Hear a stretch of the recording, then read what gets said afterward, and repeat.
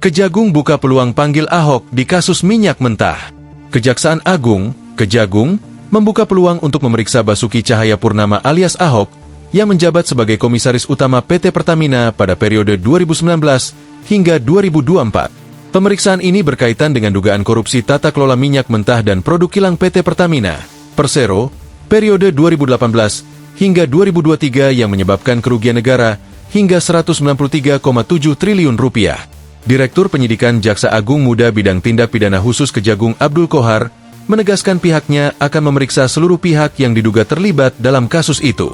Siapapun yang terlibat dalam perkara ini, baik berdasarkan keterangan saksi maupun berdasarkan dokumen atau alat bukti yang lain pasti akan kita panggil untuk dimintai keterangan.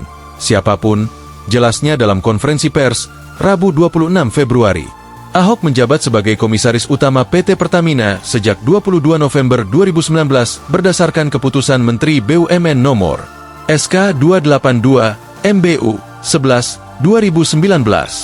Ia kemudian mengundurkan diri pada tahun 2024 dengan alasan ingin mendukung salah satu pasangan calon dalam pemilihan presiden 2024. Sejauh ini, belum ada kepastian apakah Ahok akan benar-benar dipanggil. Namun, mengingat pernyataan Kejagung yang menegaskan akan memeriksa semua pihak yang diduga terlibat, peluang Ahok untuk dimintai keterangan tetap terbuka. Kasus ini berpusat pada dugaan penyimpangan dalam tata kelola minyak mentah dan produk kilang Pertamina yang terjadi dalam rentang waktu 2018 hingga 2023. Modus yang digunakan antara lain pengoplosan produk minyak berkadar oktan rendah dengan oktan tinggi serta pengadaan bahan bakar dengan sistem penunjukan langsung tanpa lelang. Akibat praktik ini, harga BBM yang diperoleh jauh lebih mahal dari harga seharusnya. Kerugian negara akibat skandal ini diperkirakan mencapai 193,7 triliun rupiah, menjadikannya salah satu kasus korupsi terbesar dalam sejarah Indonesia. Kejagung telah mengungkap adanya kesepakatan ilegal dalam pengadaan minyak mentah yang merugikan negara dalam jumlah fantastis. Dalam kasus ini, Kejagung telah menetapkan 9 orang tersangka yang terdiri dari 6 pegawai Pertamina dan 3 pihak swasta. Salah satunya yakni Rifa Siahaan selaku Direktur Utama PT Pertamina Patra Niaga. Kemudian SDS selaku Direktur Feedstock and Product Optimization PT Kilang Pertamina Internasional.